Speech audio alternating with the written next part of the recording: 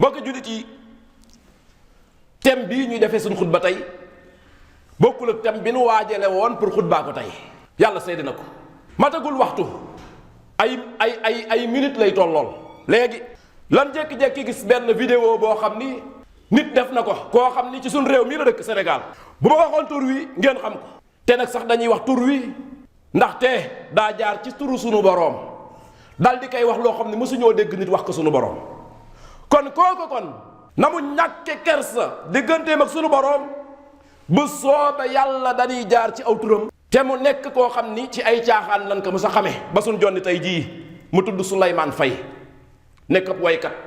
ci caaxaan lan ko mës a xamee ba suñ jonni tey jii ci caaxaan lan ko xamee ndax dina tuub balaa dajeeg yàlla wala du tuub loola yàllaa xam wa ma shahidna illa bi ma alimna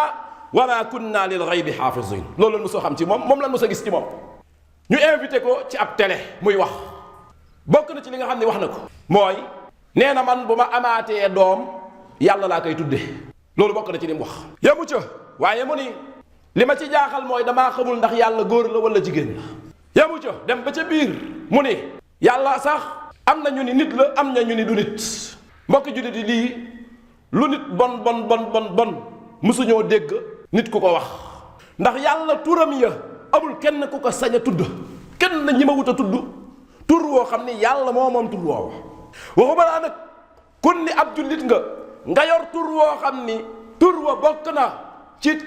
turi yonant yi gën a màgg ci yonant yàlla yi muy yonant yàlla soulayemane nga ñëw tey dem ci réew moo xam ni lu mu gàtt-gàtt 97% ay jullit lan nga am sañ-sañu dem ci télé te li ci gën a mitti nag mooy ña ka invité ca télé ba ñu ngay xàqataay ak reetaan mel ni lu koy gën a xam ba pour mu gën a continuer ci biir wax ci pour lan pour ñàkke kenn si suñu borom te ku mel noonu la waroon mooy ba mu commencé wax jëm foofu ñu ni ko génnal ci biti am na wax yoo xam ni mbokki jullit yi bu ko nit dee wax yow mi nga xam ni teewe nga ko nga jëf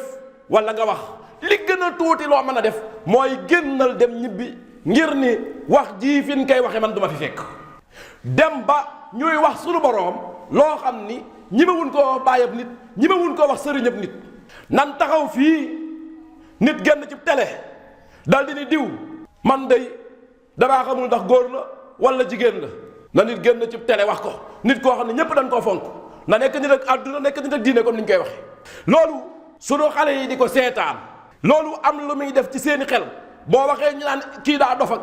boo waxee ñu naan kii est-ce que xel mi ànd na ak moom ak boo waxee ñu naan nangam lu tax ñi ma wut a wax weneen tur woo xam ni tey bu ko waxoon ñafoon ko tur woowa fekk ko fa léegi koo xam ni yor nga sa mbalit moo xam ni bëgg nga koo sotti amoo fenn foo ko sotti fu dul suñu jëmmi borom kon mbokk yi kon jot na kon ñu xamaat nag dëgg nag kan mooy suñu borom ndax bu fekkentee ni yenn wax yi des koy wax te ñun jullit ñi doo gis kenn ku jóg pour dénoncer ko pour wax ca li muy tekki mooy kon la féete woon ginnaaw moo ngi féete kanam léegi nag